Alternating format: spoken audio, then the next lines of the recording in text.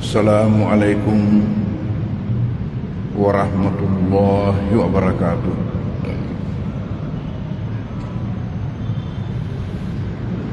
Bismillahirrahmanirrahim. Alhamdulillahi rabbil alamin. Wassalatu wassalamu ala asyrafil anbiya wal mursalin Sayyidina Muhammadin wa ala alihi wa ashabihi wa atba'ihi ajma'in. Alhamdulillah bahwa atas rahmat Allah Subhanahu wa ta'ala, maka pada malam hari mubarak ini pengajian kita ini dapat berlangsung sebagaimana biasa, sesuai dengan jadwalnya, dan kita sama-sama sempat pula untuk menghadirinya.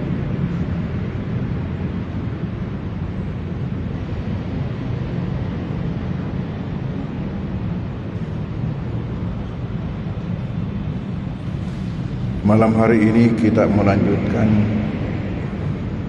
bagaimana tertibnya jika sekiranya kita pergi ke masjid. Dari rumah sudah dibicarakan, kemudian masuk di masjid sudah dibicarakan. Kita tiba di masjid di mana kita melakukan salat sunat tahiyatul masjid. Dan ini kita sudah bahas. Kalau ada waktu untuk melakukan salat sunat rawatib, maka kita lakukan. Walaupun sebenarnya berdasarkan hadis Rasulullah sallallahu alaihi wasallam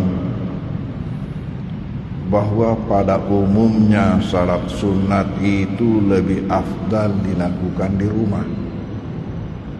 Pada umumnya, terkecuali yang memang ada pengecualiannya.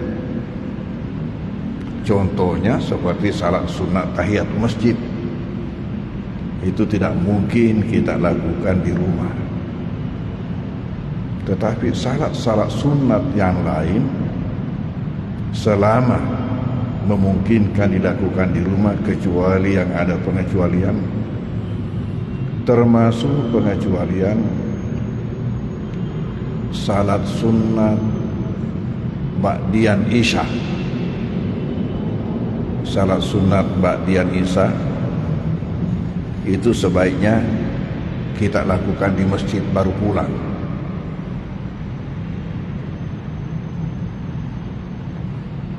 Mengapa?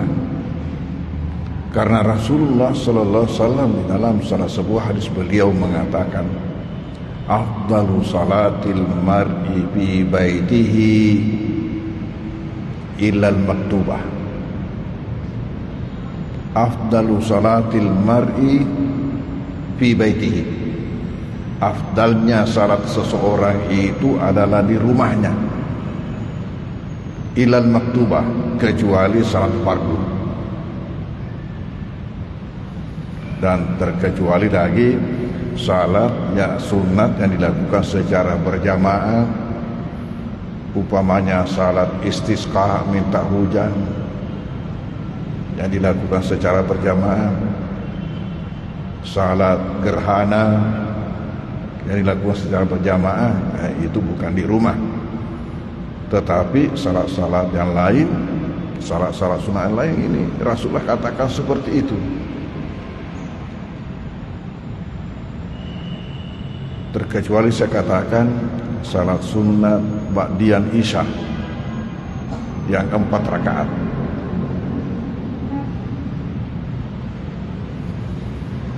Jadi setelah kita salat sunat tahiyat masjid, kalau tiba di masjid, andaikan kita memang belum melakukan di rumah, kita lakukan di masjid. Contohnya, umpamanya nanti kita sudah tiba di masjid, sudah berada di masjid, baru azan. Jadi bagaimana kita mau salat sunatnya padahal belum masuk waktu belum azan. Ini nanti setelah azan. Yang jadi lagi masalah, kalau kita sudah di masjid melakukan ini semua, tinggal dulu berzikir-zikir, kemudian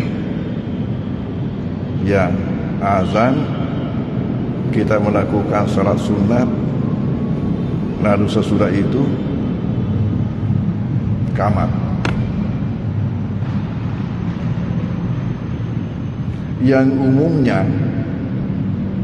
umumnya ketika di qamat itu kita masing-masing punya selera kapan maunya berdiri. Ini yang umumnya terjadi.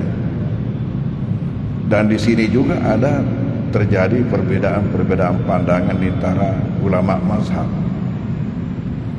Lalu bagaimana menurut mazhab Syafi'i? Ternyata menurut mazhab Syafi'i, ketika kita duduk sudah selesai melakukan salat sunat, menunggu qamat, kemudian qamat, kalau menurut mazhab Syafi'i nanti kita berdiri setelah selesai qamat.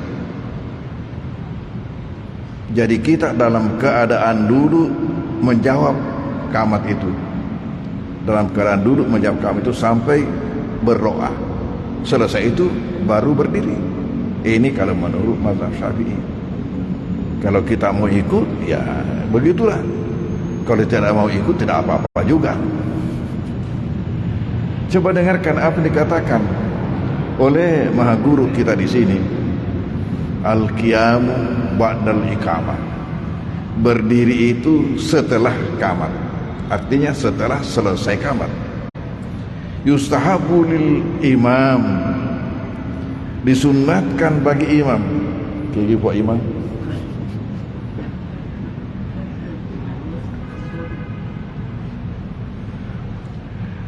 Wa may yuridu salata, dan bagi siapa yang hendak melakukan salat berjamaah, maksudnya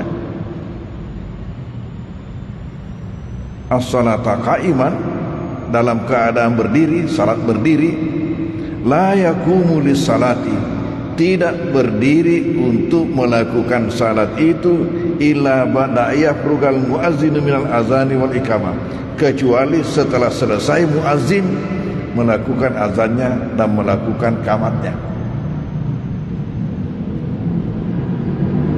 Jadi waktu azan kita duduk, kalau sudah tadi ini melakukan sunat apa duduk, nanti berdiri setelah selesai dibaca doa azannya baru berdiri.